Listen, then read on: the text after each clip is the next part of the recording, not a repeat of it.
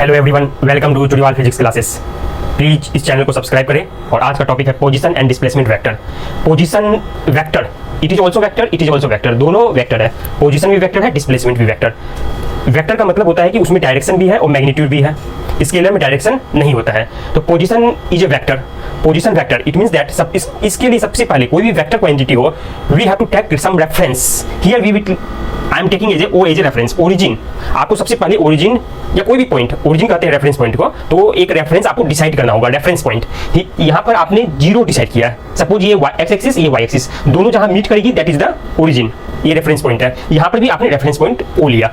अब इस reference point से जो भी आपकी पोजीशन होगी, जो भी जिस भी जगह, जिस भी लोकेशन पर कोई ऑब्जेक्ट है, वहां से वेक्टर हम वेक्टर देखेंगे कि उसकी डायरेक्शन क्या है। सपोज अगर कोई ऑब्जेक्ट पहले पी पर है, मतलब यहाँ से कोई ऑब्जेक्ट स्टार्ट हुई और ये जो ब्लू कलर से आप देख रहे हैं उस पाथ को फॉलो करते हुए जा रही है। सपोज किसी टाइम इंस्टेंट टी पर, है ना, सपोज टाइम इंस्टेंट टी 10 बजे स्टार्ट हुई और 10:05 पर आपने देखा कि वो ऑब्जेक्ट पी पर आ गई है। अगर वो ऑब्जेक्ट पी पर आ गई है तो हम सिंपली रेफरेंस से कोई एक लाइन, स्ट्रेट लाइन ड्रॉ करेंगे, ओ से पी को मिलाएंगे स्ट्रेट लाइन से। तो यहाँ पर O to P is connected. अब ये जो O से P जो कनेक्ट किया गया है that is denoted by R, ठीक है। और after some time again, suppose T time पर ये P पोजीशन पर, T डैश टाइम पर P डैश पोजीशन पर, कुछ और टाइम पर, सपोज 1 मिनट में ये यहाँ से निकलकर यहाँ तक पहुँच गया। फिर 1 मिनट के बाद हमने फिर से चेक किया तो P डैश पर, किसी भी टाइम पर जो हम चेक करना चाह रहे हैं वो P डैश पर है, तो हम फिर से O से P डैश को मैच कराएंगे, वो उसको शो कर रहे हैं R डैश से। तो यहाँ पर R और R dash is the position vector, correct. इसकी जो डायरेक्शन होगी, ये जैसे R के लिए डायरेक्शन क्या हो गई, रेफरेंस 0 से स्टार्ट होगी वो वेक्टर और P पर खत्म होगी जहां पर ऑब्जेक्ट है।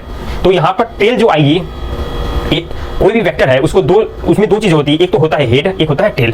टेल जो है वो आएगी रेफरेंस पर, इस वेक्टर के लिए टेल आ रही है रेफरेंस पर, और हेड आ रही है जहां पर ऑब्जेक्ट है।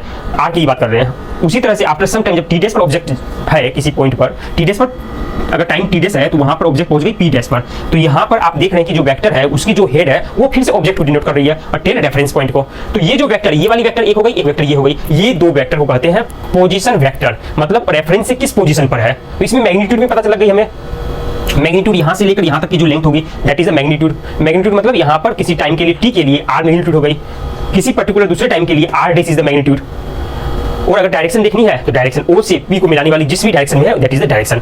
इस डायरेक्शन को आप एंगल से भी शो कर सकते हैं। सपोज ये एंगल यहाँ पर से यहाँ तक की एंगल R की एंगल 60 डिग्री है, तो हम ये बोल सकते हैं एक्स एक्सिस से 60 डिग्री पर उसकी पोजीशन वेक्टर है, करेक्ट। अब यहाँ पर जो पोजीशन वेक्टर है, ठीक है, तो हम ये देखेंगे किसी टाइम इंटरवल में T से T डैश के बीच में उसकी डिस्प्लेसमेंट वेक्टर निकालनी हो तो सिंपली P से P डैश की जो डिस्टेंस होगी that is called displacement vector.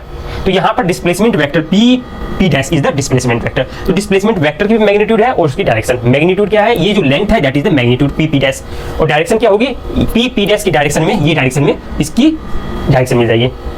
तो डिस्प्लेसमेंट वेक्टर को पोजीशन वेक्टर की हेल्प से हम निकाल सकते हैं। पोजीशन वेक्टर, दो जो पोजीशन वेक्टर आपस में आप उसको सब्ट्रैक्ट करेंगे तो आपको फाइनली डिस्प्लेसमेंट वेक्टर मिल जाएगी, that is okay. Displacement vector independent of path, path से उसे कोई मतलब नहीं है।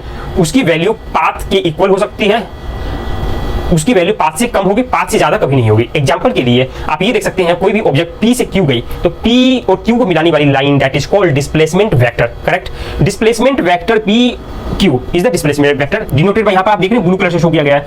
अब इसका जो पाथ है वो इससे ज्यादा भी हो सकता है लेकिन इससे कम तो नहीं होगा 100%।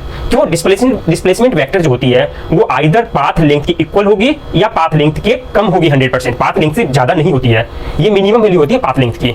यहाँ पर देखिए P से Q जाने के जो रास्ते हैं वो एक तो इस तरह से भी जा सकते हैं P D Q, लेकिन पहुंचेंगे आप P से Q नहीं, तो इस कंडीशन में भी डिस्प्लेसमेंट वेक्टर तो PQ ही है। मतलब सेम PQ के लिए डिफरेंट पाथ इज पॉसिबल। यहाँ पर P D Q एक पाथ, दूसरा P A B C दूसरा पाथ, तीसरा P B E F Q तीसरा पाथ। किसी भी पाथ से जाए, चाहे आप इस पाथ से जाए, इस पाथ से जाए या ये पाथ से, तीन पाथ यहाँ पर शो किए हुए हैं, या और भी पाथ आपको कॉम्बिनेशन में निकल जाएंगे, लेकिन किसी भी पाथ से जाएंगे तो you will get the same displacement vector because displacement vector only depends on initial position and final position and nothing else, ठीक है। Initial position to final position and nothing else, ये तो कॉन्सेप्ट हो गया आपका पोजीशन एंड डिस्प्लेसमेंट वेक्टर। आप मेरे channel को सब्सक्राइब करें, थैंक यू।